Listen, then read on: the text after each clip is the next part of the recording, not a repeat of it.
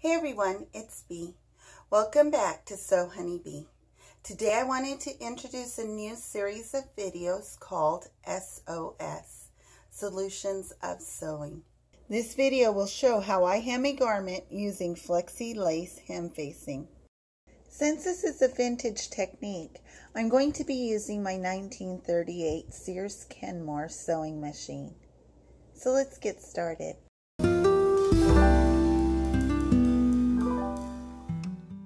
There are three different styles we're going to use here to demonstrate. One is a straight edge with a 1 3/4 or 1.75 wide facing tape. The second one is the same size of facing tape, but it is on a curve. Now you would use this method with a full skirt, so that's why we're showing that one. And then the third one is a 3/4 inch wide facing tape, also on a curve. So our first step is we have marked our hem line with a blue pencil, as you can see here, and it is 1 inch. So we are going to go ahead and put a basting line.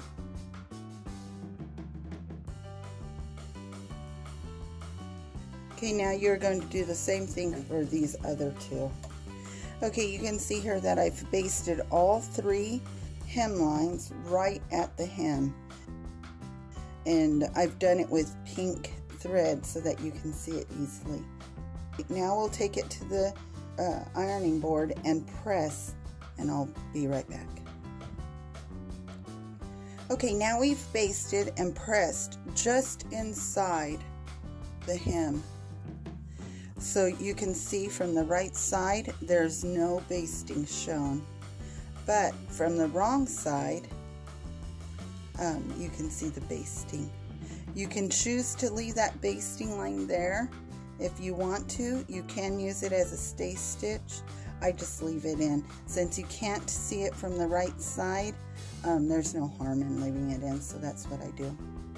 Now we're going to go ahead and start on our straight edge using our 1 3/4 inch tape. Now there is a wrong side and a right side to this fabric of the lace tape. You are going to place with your hem up, you are going to want it to be on there like this, with the hem facing up and the right side facing up. So let's go ahead and put it like that and pin it only to the edge.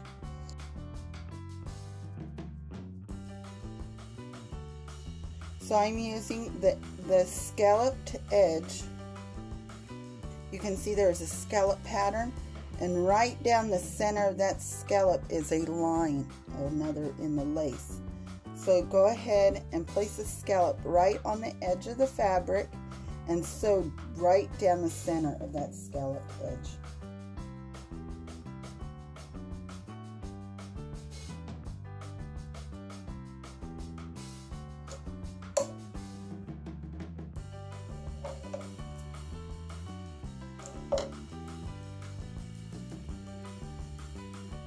So you can see here now the lace has been basted to the edge of the fabric. So now when we fold it up, then we will go ahead and hand pick this edge here. But first, let's go ahead and apply our lace tape to the curved edge. So we'll do that next. With this 3/4 inch tape, there isn't any real guide to it, not like the 1 3/4 inch tape. So we'll have to just kind of put it on there and put it on by seeing it, which is a little bit more difficult, but it is still doable. I use the width of my foot, placing the white or the fabric's edge right against here, because you can see through it. I hope you can see that. And then the other portion in the other side of the foot.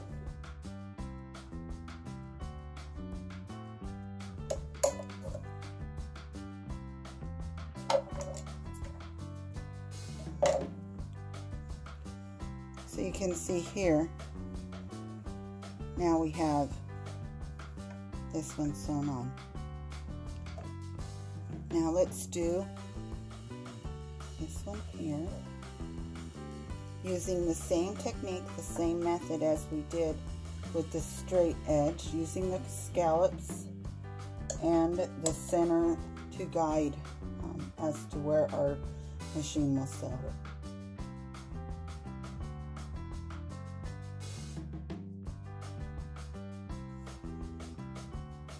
You may notice the way we treat each of these 3 hemlines is different. Here you can see, since it is a straight edge, the lace lays flat against the fabric. But with these two, since it is a curved edge, the distance of the lace, the length, is greater than the length of the hem where it will be sewn. So there is a pleated or a puckering effect.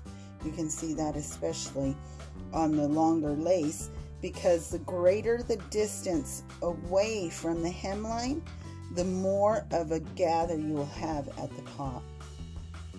So that's why with a full skirt, you may want to use the smaller hem tape as opposed to the wider hem tape. But this is how we fix that.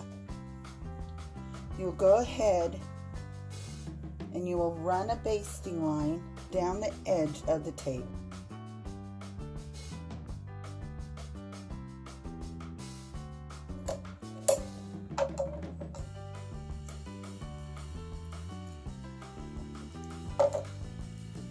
So here, let me hold it back on itself. I hope you can see that. You can see that we have placed a basting row just on the other side of that tape. And now let's do the same thing to this edge here. Now with this edge, you can again use the line in the scallops edge for that basting stitch as a guide.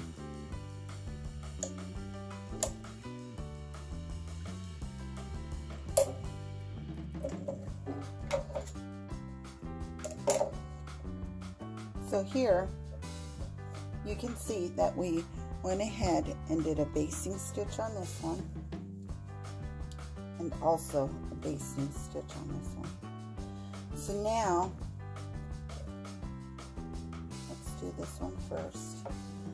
When we go to gather this, you will take that basting stitch and you will pull the bobbin's end.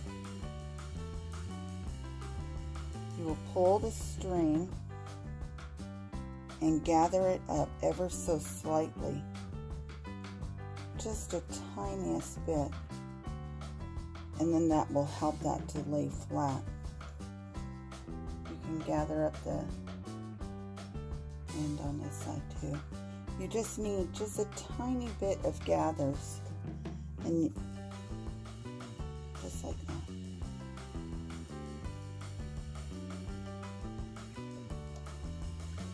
And then you will go ahead and press that, and it will be like that one there. Same thing with this one here. And with this one, since the distance is shorter from the hem's edge, there is not as much gathering as needs to be done on this one.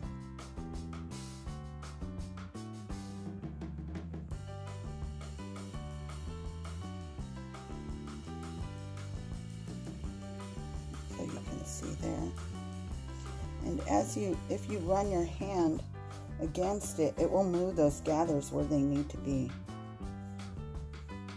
Okay, so now I'm going to go ahead and press these, and then we'll start with our hand sewing.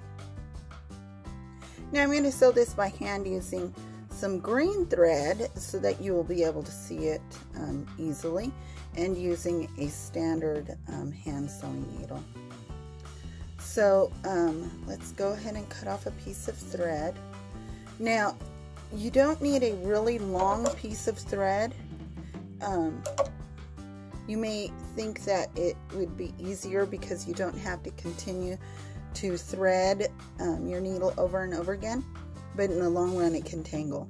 So it's easier to just cut a shorter piece of thread, and it just saves a lot of time. Okay, so to thread our needle, what I do is I put the thread in between my two fingers and pull it down so that I can see where the thread is. Then I place the eye of the needle right where that is, and as I roll my fingers, the thread will go right through the needle's eye. So I hope you were able to see that. And now, taking one of the threads, you can tie a knot, and this is the way I do it. I wrap it around my finger, then I roll it off, and then I just tie that knot. So you can see there that there's a knot right at the end. Okay, so take your first stitch just inside the lace so that it is at least 1/4 of an inch down, so that you will not be able to see that knot. Now your thread is on the top.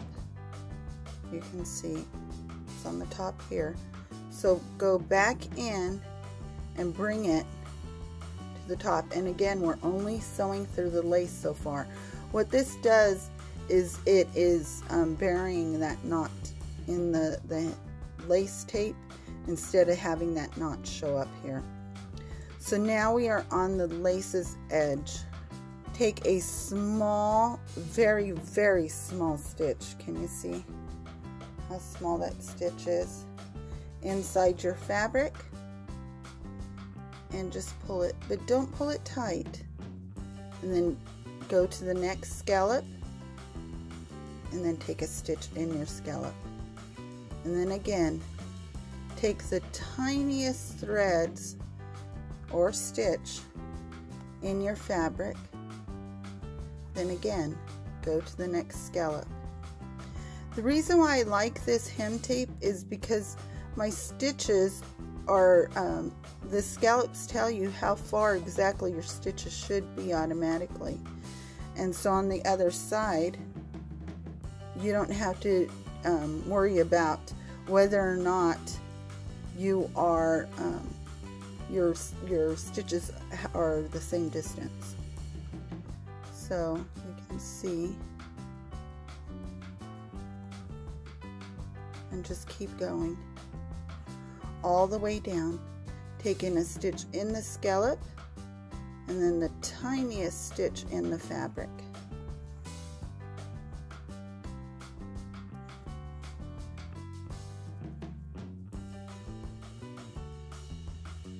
Okay, now looking at it from the right side, you can't even though it's a green thread, you can't even see that.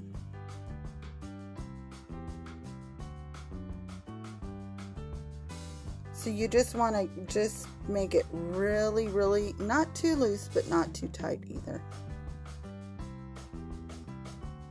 Now, one thing that a friend of mine who is also a sewist taught me many years ago was every few inches, or every 6 inches, 12 inches, however far you want to go, tie a knot in your hem. Because what this does is, if at any time this area becomes snagged or anything to where your hemline starts coming down, it will not all come down. It will only come down to the distance of where your knot is. So in the long run, it takes fewer repairs to repair a hem. Now, over time, a hem can start coming down, even a hand-stitched hem. and just keep going. And then when you look at this from the right side of the fabric, you will be able to see that you can't even see, even though we are using a green thread that is clearly a different color than the fabric, you can't see that on this side because it is so, stitches are so tiny. And then from the right side, you can see you have your stay stitching, so your hem is never distorted, and your hem tape in there. Okay, so now let's go on to a curved edge, how you do it. Okay, now sewing the curved edge is the same way that you sew the other edge, a straight edge, because now that you have put in this basting stitch, put up your gathers, you can see here that this no longer has, it's no longer gathered, or it's a 1-to-1 ratio here on this edge. So now what we're going to do is we're going to go ahead and sew this to its edge. Same thing as the other one.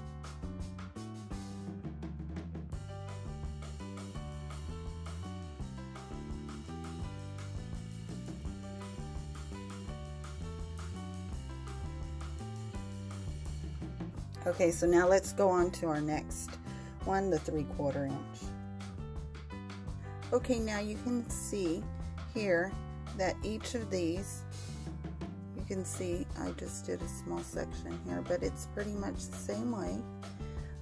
The same thing with this one.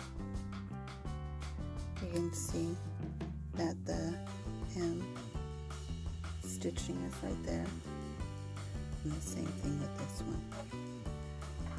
So I hope you will try these methods out, and if you have used it before yourself, add it in the comments below.